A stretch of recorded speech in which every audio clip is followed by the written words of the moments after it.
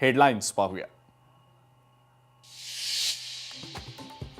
माणिकराव कोकाटेंसाठीचं अटक वॉरंट घेऊन नाशिकहून अद्याप पोलिसांचं पथक मुंबईच्या दिशेनं निघालेलंच नाही। शुक्रवारपर्यंत कोकाटेंना सरकारचं संरक्षण, सवाल उपस्थित। विधानसभा अध्यक्ष उपस्थित नसणं कोकाटेंच्या पथ्यावर पडलंय का? अनंत गर्जेला न्यायालयीन कोठडी, अनंत गर्जे जामिनासाठी अर्ज करण्याची शक्यता। माणिकराव कोकाटे अटक वॉरंट प्रकरण नाशिक पोलिसांकडे कायदेशीर बाबींची पडताळणी सुरू। नाशिकहून पथक पाठवण्याबाबत अद्याप निर्णय नाही। शुक्रवारपर्यंत कोकाटेंना सरकारचा दिलासा आहे का? सवाल उपस्थित।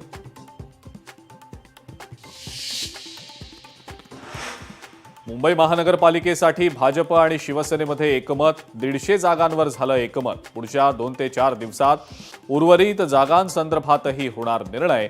शिवसेना भाजपची संयुक्त पत्रकार परिषदेत माहिती। नवाब मलिकांच्या नेतृत्वातल्या राष्ट्रवादीशी देणं घेणं नाही, अमित साटम यांचं पत्रकार परिषदेत मोठं वक्तव्य।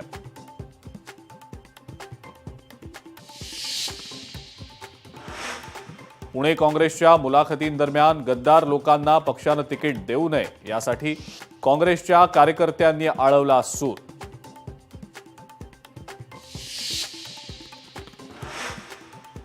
चांदीच्या दरात पुन्हा उच्चांकी वाढ, चांदीच्या दरात 2 दिवसात तब्बल 10,000 रुपयांची वाढ।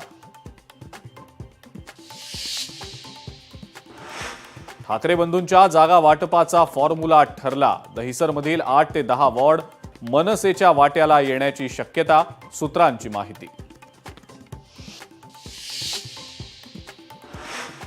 विधान परिषदेत काँग्रेसचं विरोधी पक्षनेतेपद धोक्यात, विरोधी पक्षनेतेपदासाठी एका पक्षाकडे किमान 8 आमदार आवश्यक। मात्र प्रज्ञा सातव यांच्या राजीनाम्यामुळे काँग्रेस अडचणीत।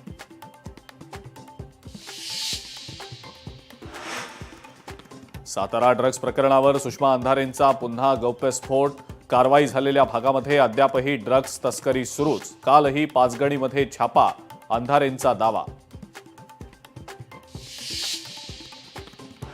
नवी मुंबईत सिडकोच्या टेंडर्समध्ये घोटाळा, लाडक्या कंत्राटदाराला खुश करण्यासाठी नियमांची मोडतोड।